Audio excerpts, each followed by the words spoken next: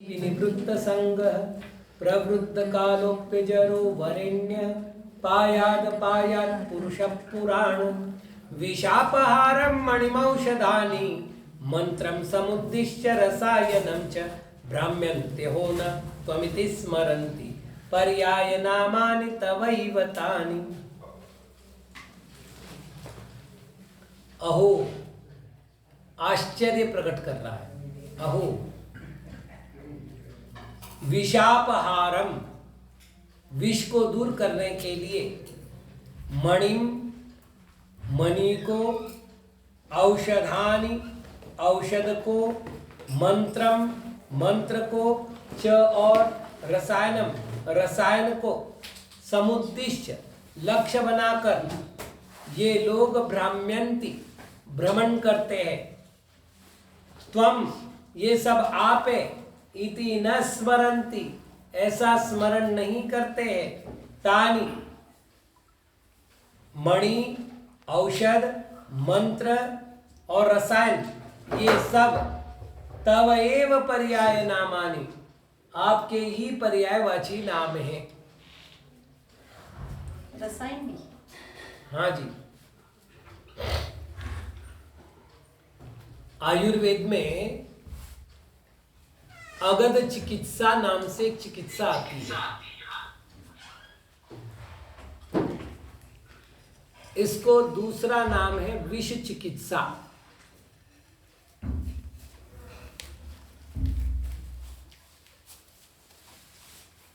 आयुर्वेद के अनुसार विष दो प्रकार का है, स्थावर विष और जंगम विष।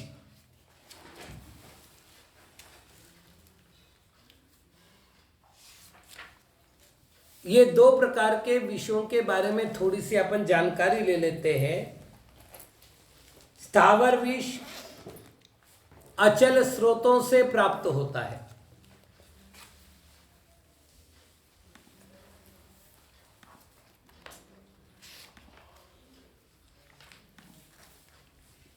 चलिए, स्थावर विष जो है वो अचल स्रोतों से प्राप्त होता है। अब अचल स्रोत कई प्रकार के, जैसे कुछ वनस्पतियां हैं, कुछ खनिज है। वनस्पति की बात करें तो कनेर है, धतूरा है, ये सब अपराजिता है, जंगली कर्ट बोलते जिसको जंगली कस्तूरी भी बोलते, ये सारी चीजें स्थावर विष के अंतर्गत आती है, वनस्पति संबंधित। और खनिज संबंधित बात करें तो सीसा, पारा, संखिया, ये स्थावर विष के अंदर आते हैं, लेकिन खनिज संबंधित आते हैं। संख्या क्या? संखिया बोलते हैं। संख्या होता है। संखिया ये खनिज है, जहरीला होता है। और ये जो विष है ये स्थिर भी होता है और लंबे काल तक प्रभावी होता है, धीरे धीरे पसरता है शरीर में, मतलब स्लो पॉइजन कह सकते हैं। दूसरा है जंगम विष। ये जंतुओं के द्वारा काटने पर या उनके स्पर्श आदि से शरीर में पहुंचता है। इनमें मुख्य है सर्प विष, वृश्चिक विष, मूषिक विष। सर्प विष सांप का जहर, वृश्चिक विष बिच्छू का जहर और मूषिक विष चूहे का जहर। चूहे की एक विशेषता होती है, चूहा जो है वो जब काटता है तो आपको अनुभव नहीं होता कि वो काट रहा है, फूकेगा फिर काटेगा, लेकिन बाद में जब आपका ध्यान जाएगा उसके बाद जो पीड़ा होती है वो अत्यंत तीव्र पीड़ा होती है। ये जो जंगम विष होता है इसकी विशेषता है कि ये शरीर में बड़ी शीघ्रता से फैलता है और इसका प्रभाव भी भयंकर होता है। मतलब ऐसे भी सर्प देखे गए, जैसे बाहुबली के श्री चरणों में कुक्कुट सर्प अंकित है। ये बहुत छोटे होते हैं, आकृति में छोटे होते हैं और उड़ते हैं। उड़ते मतलब मुर्गे की तरह थोड़ा थोड़ा उछल करके आगे जाके गिरेंगे, और इनकी केवल जहरीली मतलब जो जहर मुंह से निकलता है उसके सन्निधि में आने वाला भी जहरीला हो जाएगा, इतने जहरीले होते हैं कुक्कुट सर। कुक्कुट सर्प। भगवान बाहुबली के चरणों में उनके चित्र हैं, छोटे छोटे छोटे छोटे, साइज छोटी होती है इनकी, बड़ी नहीं होती। तो ये एक बड़े विशेष है कि विष मरण का कारण बनता है। कर्मकांड में तो स्पष्ट रूप से लिखा हुआ है, रक्त क्षय, विष प्रयोग, ये सारे मरण के कारण हैं, मतलब अकाल मरण के कारण। और चूंकि मरण से डर तो लगता है, तो विष की बाधा मुझ में ना हो, ये तो मैं भी चाहता हूँ। और हमारे साथ तो इसलिए प्रसंग है कि हम तो उनके घरों में जाके रहते हैं ना। जंगल क्या है, उनके घर है और हम तो वहाँ रहते हैं। तो सहज में ये सब चीजें वहाँ देखने में आ जाती। यहाँ बड़े बड़े बिच्छू भी हैं, यहाँ पर मेरे चटाई में तक निकला है। हाँ, मतलब सामान्य बिच्छू से 4 गुना बड़ा होगा, इतना बड़ा बिच्छू, और बिल्कुल मेरे चटाई पर घूम रहा है। ध्यान गया गया, नहीं जाता तो गया, या तो मैंने उसको भगाया, नहीं तो वो अपना काम करता। तो एक बड़ी विचित्रता होती है। ऐसे समय में विषापहार मंत्र की आवश्यकता पड़ती है, विषापहार औषधियों की आवश्यकता पड़ती है, विषापहार रसायन की आवश्यकता पड़ती है, विषापहार मणियों की आवश्यकता पड़ती है।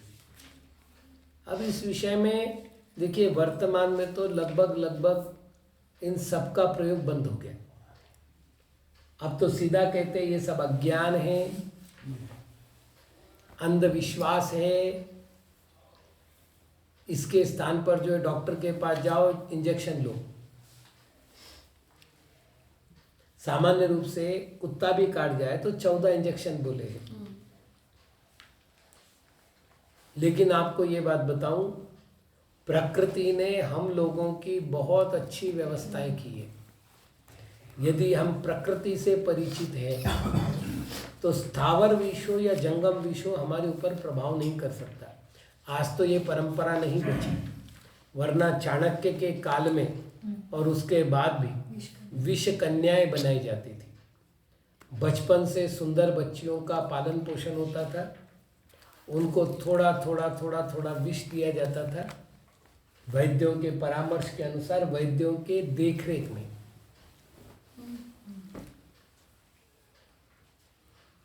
और उनका प्रयोग शत्रुओं को मारने के लिए किया जाता था। इसके तो बहुत प्रयोग हुए हैं। यदि वो किसी फल को खा ले और वो झूठा फल यदि दूसरा खा ले तो मर जाए, इतना जहर उनके शरीर में होता था। पानी पी ले, उस गिलास से दूसरा पानी पी ले। तो ये एक बड़ी व्यवस्थाएं रही है। प्रकृति को तैयार किया जाता था, प्रकृति से मदद ली जाती थी। आज भी आपको बताऊं, यदि किसी का रक्त अशुद्ध हो रहा हो तो आयुर्वेद के हिसाब से जोंक का पालन होता है। जोंक जी, उसको जो है पालते हैं डॉक्टर लोग, और वो जो है आपके रक्त पर लगा दिया जाएगा। खराब खून निकाल देगी वो। कई बीमारियों पर है। मट्टी में ज़्यादा पैदा होता है। आपके शरीर पर चिपका दिया जाएगा, वो आपको जॉब की तरह चिपक गया। चिपक गई और चिपक करके वो खून चूसेगी। उसके बाद उसको जो है दबा करके उसका विष बाहर निकाल दिया जाएगा, मतलब खून बाहर निकाल दिया जाएगा, फिर उसका वापस पालन होगा। इसका केवल इतना काम था कि रोगी को चूस करके उसके अशुद्ध रक्त को बाहर करना है। और ये प्रयोग तो मतलब हमने अपने आंखों से देखे हुए हैं। चिपक जाओ तो निकलता नहीं नहीं, देखिए निकालने की ये कोई आम आदमी तो करेगा नहीं, विशिष्ट डॉक्टर करता है, उसको निकालने की पूरे व्यवस्थाएं साथ में रख करके करता है। दवाई वगैरह भी लगा दी तो एक विशेषता है, यदि मणियों की बात करें तो आप देखो भक्तामर में एक शब्द आया है, त्वं नाग नागद मणि हृदयस्य पुंस, है ना, नाग दमनी। अब इसके दो अर्थ किए टीकाकारों ने, एक नाग दमनी, एक नागद मणि।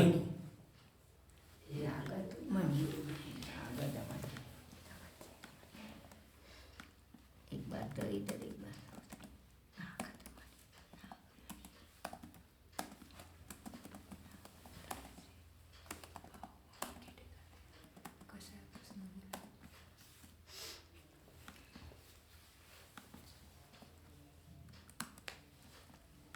कैसे हो गया भाई?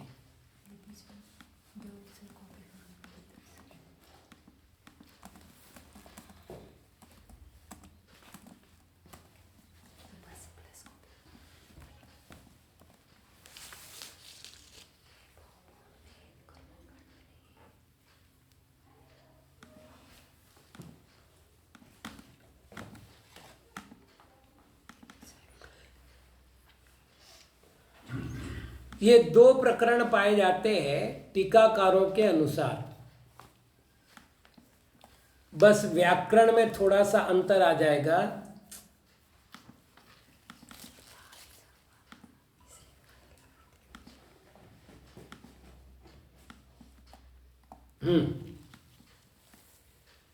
पहला जो है नाग दमनी, ये कह रहे कोई वृक्ष है, लता, वो ऐसी लता है कि उसका स्पर्श करने मात्र से नाग का विष उतर जाता है। आपने कभी देखा हो तो मैं आपको एक बात याद करा देता हूं, सर्प और नेवला का जब भी युद्ध होता है, हमेशा ऐसा नहीं कि नेवला ही जीतता हो, कभी कभी सर्प का दंश नेवले को भारी हो जाता है, तो नेवला वहां से दौड़ेगा और कहीं छिपेगा, 2 मिनट में वापस आएगा, वो किसी वनस्पति को छू करके आता है। इस पर वैज्ञानिकों ने बड़े परिष्कार किए, अभी भी कई क्षेत्रों में इस तरह की वनस्पतियां पाई जा रही है। एक बंदर को आप देखिएगा, उछल कूद करेगा और जहां गिरेगा वहां पर वो जो है, मतलब कहीं चोट वगैरह लग गई तो किसी वनस्पति को जाके लगाएगा। तो प्रकृति के निकट रहने वाले के लिए ऐसी वनस्पतियां हैं जो विष को दूर करती है। अपने को तो इतना नहीं मालूम, लेकिन आचार्य महावीर कीर्ति महाराज के साथ एक घटना हुई थी। आचार्य महावीर कीर्ति महाराज जी गजपंथा में थे। जब वो दर्शन को गए तो उनको नाग मतलब सांप ने काट लिया। सांप ने काट लिया, उन्होंने नीचे आकर के बोला कि मुझे सांप ने काटा है। चूंकि उपचार जानते थे तो उन्होंने कहा कि भाई आहार में आज केवल अनार का रस पिएंगे। अनार का रस लिया और ध्यान में बैठ गए, खूब पसीना निकला और जहर बाहर हो गया। अनार के रस से? अनार के रस से। अब देखिए, मैं आपको पहली बात कह रहा हूं कि कई सारी बातें हम लोगों के अनुभव में नहीं है। मैं अपने जीवन काल का उदाहरण बता रहा हूं। आचार्य पद में इस तरह की भूमिका निभानी पड़ती है। आरी का महोत्सव मती माता जी को रात्रि को सांप ने काट लिया। सुबह हमारे पास सूचना आई कि ऐसी ऐसी घटना हुई है। हमने कहा खैर कोई बात नहीं, अब जो हो गया है।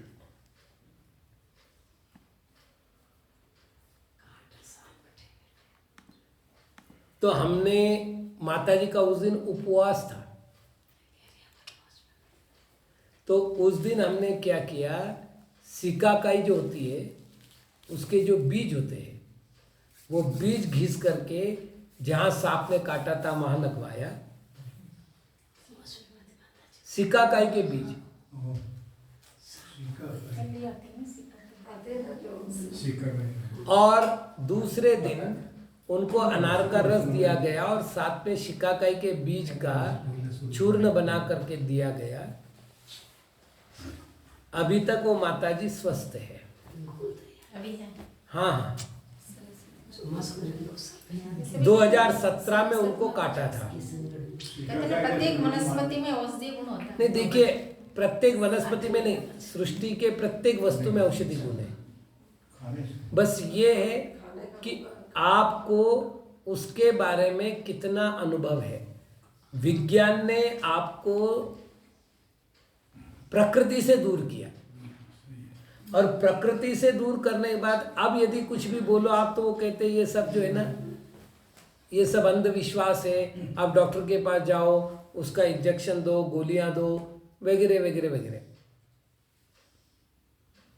जबकि आप ये देखिए, जब युद्ध हुआ करते थे, आज घायल सैनिक रात को चिकित्सा हो रही है और दूसरे दिन उनको वापस युद्ध में पहुंचना है।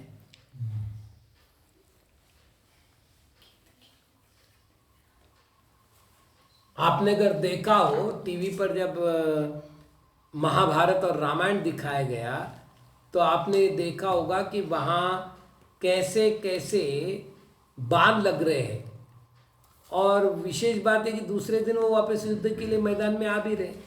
बाल लगने के बाद में भी लड़ रहे हैं। हाँ,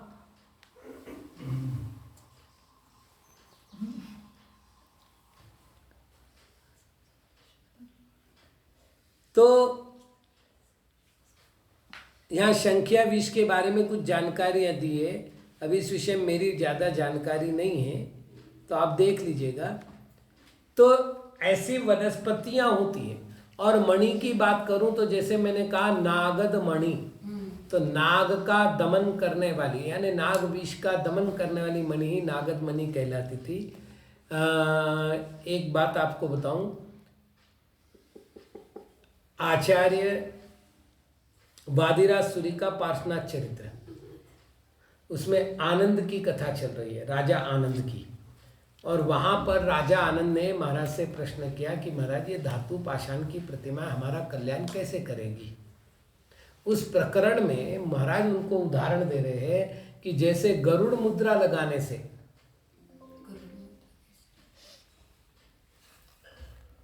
नाग का विष उतर जाता है। मतलब अभी आपको कुछ करना नहीं है, सिर्फ गरुड़ मुद्रा। शरीर की मुद्रा बनानी है, केवल गरुड़ मुद्रा, उतने मात्र से आपका वो विष उतर जाएगा। ये उदाहरण दिया है वादिराज सूरी ने। तो ऐसे कई प्रकरण हमारे यहाँ थे। गरुड़ मणि मिलती है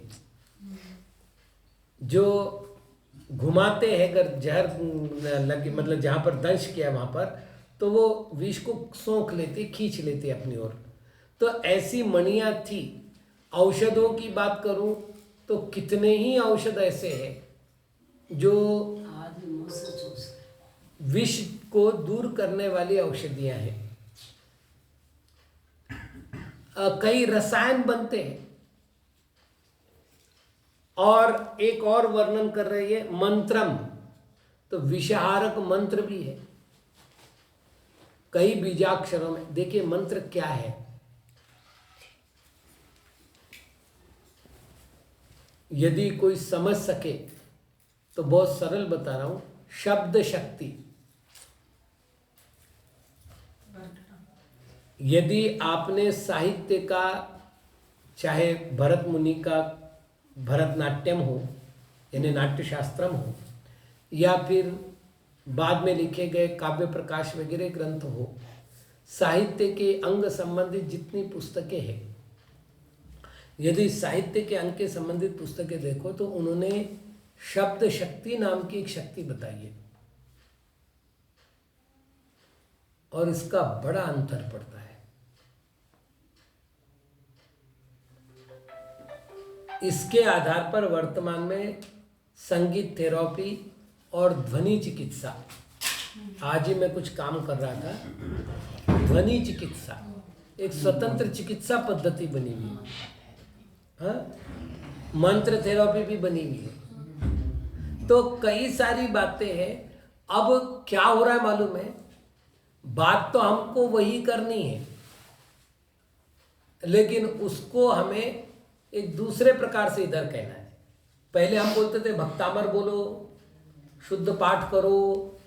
हमारे यहाँ तो एक परंपरा रही है बेटा, ये जितने हमारी दादी नानी की उम्र की महिलाएं थी ना, श्राविकाएं, ये भोजन तब करती थी जब पाठ सुनती थी भक्तामर का। उनको याद हो ना हो, पाठ सुनना ही सुनना है। तो कभी हमको पकड़ लिया, कभी हमारी बहन को पकड़ लिया, बेटा पाठ सुना दे। नहीं माने तो फिर एक आध चॉकलेट की, एक आध गोली की, एक आध बिस्किट की लालच दी जाती थी, या 4 आने 8 आने की लालच दी जाती थी, 10 पैसे की लालच दी जाती थी, और भक्तामर हमसे सुना जाता। और यदि उनको आता था तो फिर तो कोई बात ही नहीं थी, फिर तो किसी से पूछना ताशना। प्रतिदिन भक्तामर बोला जाता था। अब बोले साहब भक्तामर क्या है, शब्दों का माया जाल ही तो है, शब्द ही तो है, क्या बोलना? तो बोले अब भक्तामर नहीं बोलना। फिर अब क्या करना? बोले भक्तामर हीलिंग करो। मतलब बात वही कह रहे हैं। हीलिंग यानी क्या होता है? विचारों का संप्रेषण।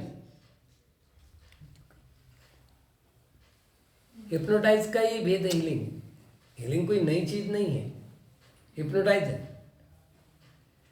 तो भाई आपने जो हीलिंग शब्द का प्रयोग किया ना, वो शब्द नया है। हम तो उसको शब्द शक्ति बोलते हैं, और हम तो पहले से बोलते हैं। इसीलिए हमारे यहाँ का फलम से आदि उपवास से भाषतम मुनि पुंगवई, तत्वार सूत्र पढ़ने से एक उपवास का फल मिलता है।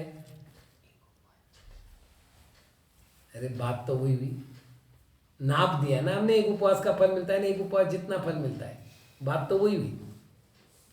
तो शब्द शक्ति एक रही है जिन पर हमारे बड़े अन्वेषण हुए, इसलिए व्याकरण में शब्दों के बड़े गंभीर अर्थ किए गए। आपको बताऊं, अपन नहीं जानते,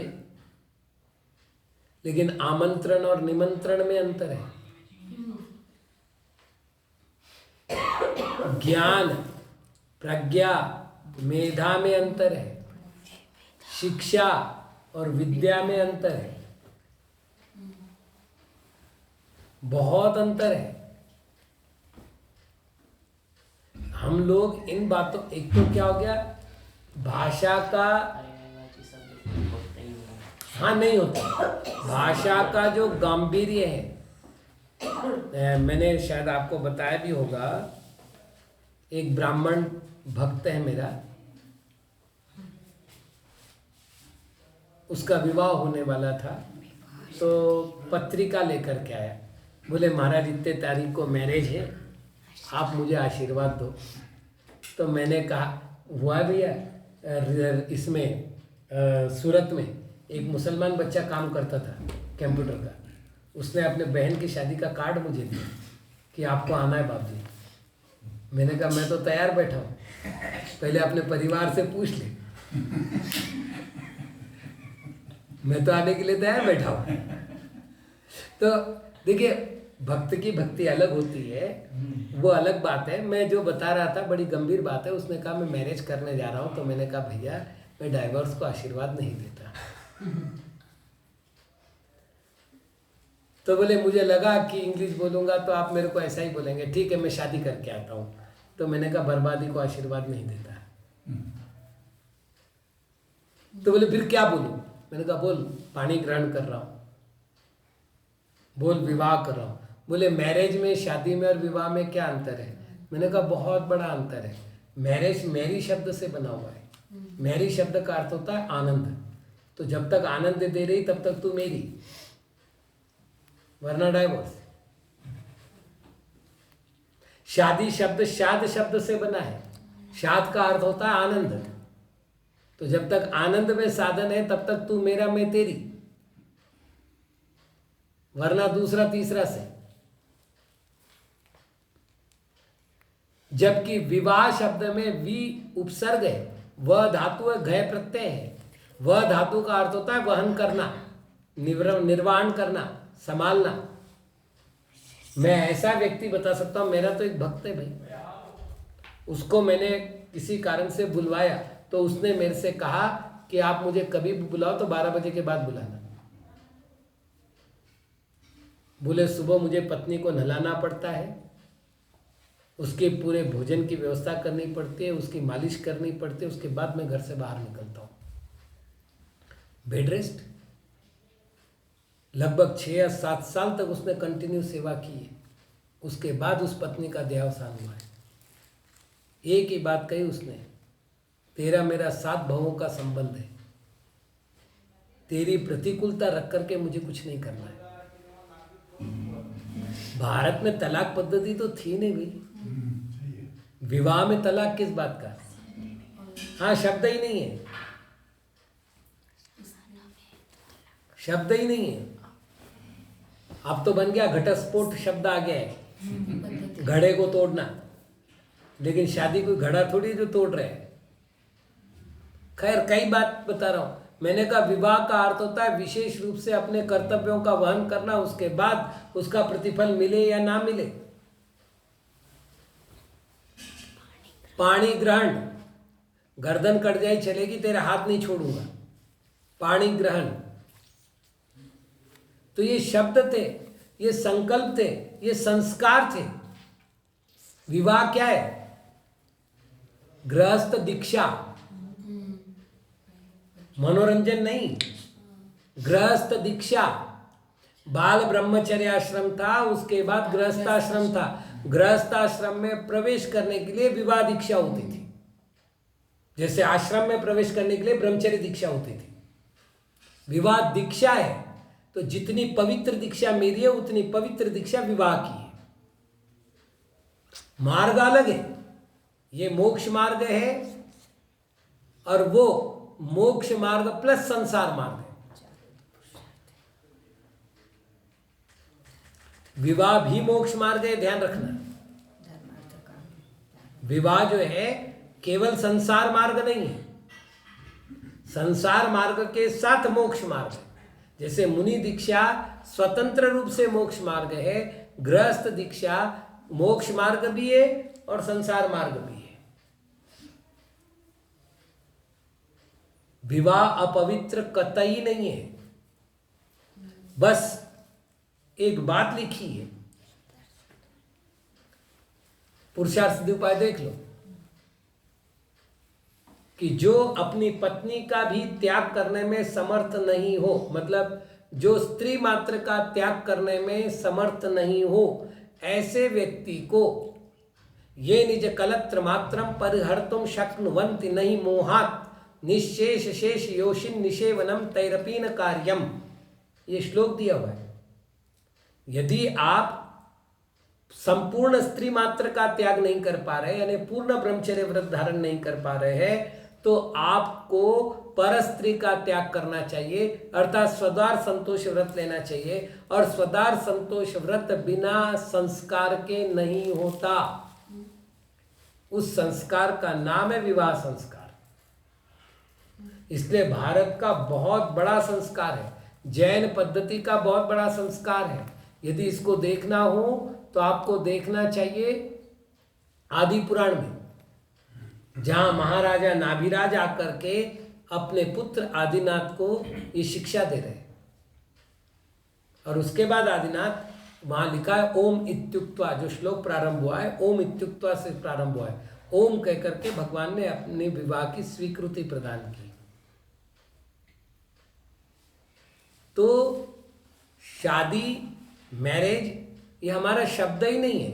और आप कहोगे शब्द नहीं है तो पर्यायवाची तो है, नहीं है। क्योंकि जो विवाह का लक्ष्य है वो शादी का लक्ष्य है ही नहीं। रास्ते अलग है।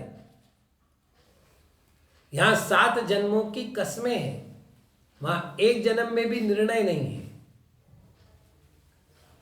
इतना अंतर है। खैर, तो मैं ये कह रहा हूं कि क्या हुआ, हमने अपने संस्कृति के विषयों को भुला दिया। अन्यथा ये पद्धतियां हमारे यहाँ थी कि हमारे यहाँ कई प्रकार के स्तोत्र हैं, कई प्रकार के जप हैं, जिससे विष दूर किया जा सकता। आज तो आपके साथ इतनी समस्याएं नहीं है, आपके पास विष अब दूसरे प्रकार का है। जहरीली वायु का प्रसन्ना, जैसे भोपाल गैस कांड हुआ था, समझ में आया ना? तो ये आपके पास है। पहले क्या था? वन की प्रचुरता थी, वन्य जीवों की प्रचुरता थी।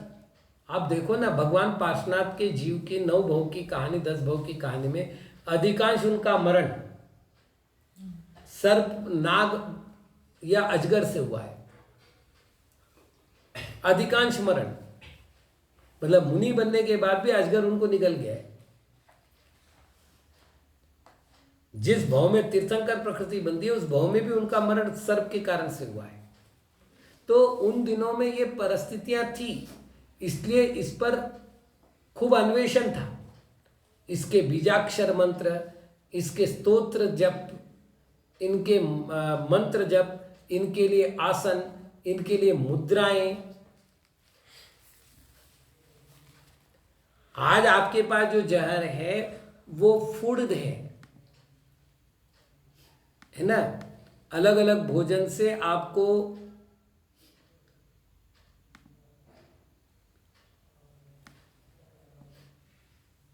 आप हाथ कर देते, मैं इधर से प्रश्न कर लेता आपको।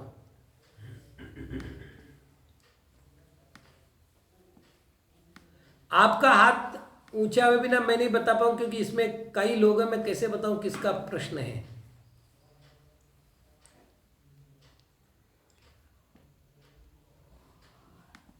चलिए तब तक आगे बढ़ते अपन।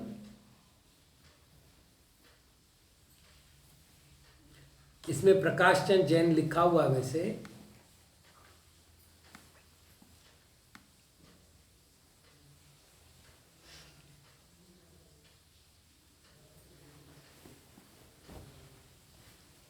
जी भैया, मैं अनम्यूट कर चुका हूं।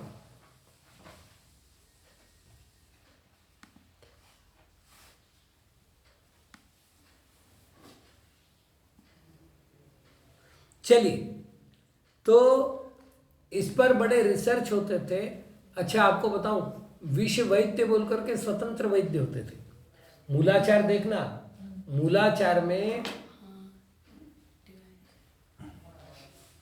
क्या है? डिवाइडेशन महाराज ग्रुप में, संघ में डिवाइडेशन, मूलाचार में, मरण कंडिका में भी। मूलाचार में एक अध्याय है पिंड शुद्धि अधिकार, जिसमें मुनियों के 46 दोष ऐष्णा समिति संबंधित, 32 अंतराय, 14 मलदोष, इसकी चर्चा है। इस चर्चा के बीच में एक वाक्य आया, मतलब एक दोष का नाम है चिकित्सा दोष, और उन्होंने चिकित्सा को 8 भागों में बांटा और बोले इन 8 प्रकार की चिकित्सा करके यदि मुनि आहार का लाभ प्राप्त करते हैं तो उसको चिकित्सा दोष कहते हैं। उसमें कुमार चिकित्सा है, भूत चिकित्सा है, विष चिकित्सा है, ये सब है। मूलाचार यही रखा है। निकालो पहले भाग में, पिंड शुद्धि अधिकार में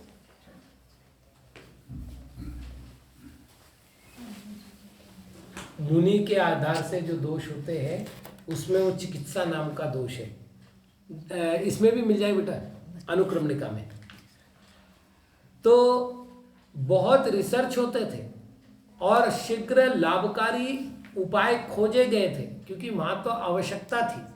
मतलब मैंने अपने जीवन काल में देखा है, बहुत पुरानी बात नहीं कर रहा हूँ, अपने जीवन काल में देखा है। लासूर स्टेशन जो हमारे दादा का गांव था, वहाँ पर जो है चूँकि जंगली एरिया काफ़ी था, पानी खूब वहाँ पर संचित होता था, ये दे दिए उत्पादन दोषों में। कौमार तनु तिगिंचा, ये 452 नंबर का गाथा नंबर। नीरज भैया का इसीलिए स्वाध्याय में रहना जरूरी होता है।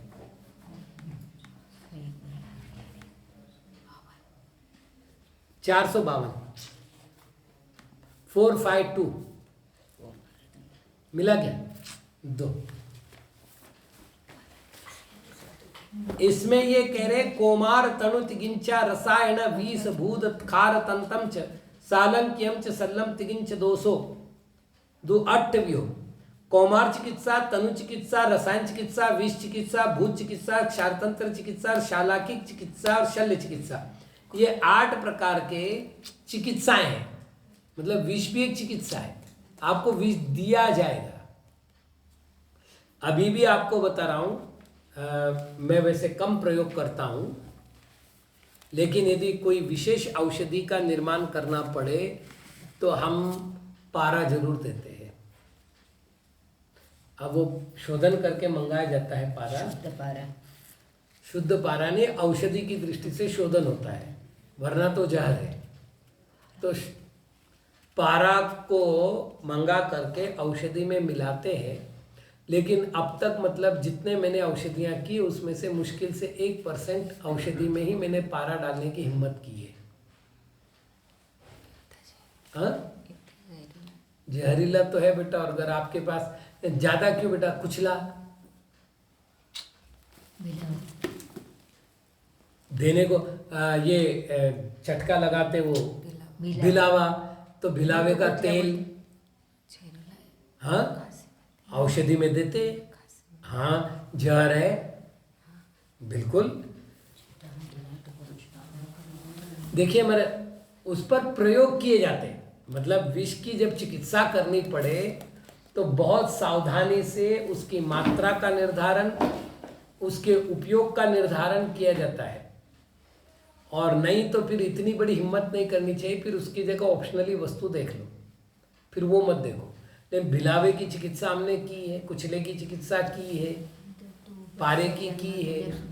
जहाँ आवश्यकता पड़ी हुई साधु का भी इसके अलावा कोई दूसरा उपाय नहीं हो सकता, इस उपाय से उनकी चिकित्सा करने तो की है। और अगर उपाय मिल रहे हैं तो फिर हाथ नहीं लगाया उसको, ऑप्शन ढूंढते। हाँ, ऑप्शन ढूंढते, मिल जाए तो बहुत अच्छी बात है, नहीं मिले तो फिर अब ना मामा से काना मामा भला भाई आने दे, तो कर लेते प्रयोग। तो किया है। कहने का तात्पर्य ये है कि ये सारी चीजें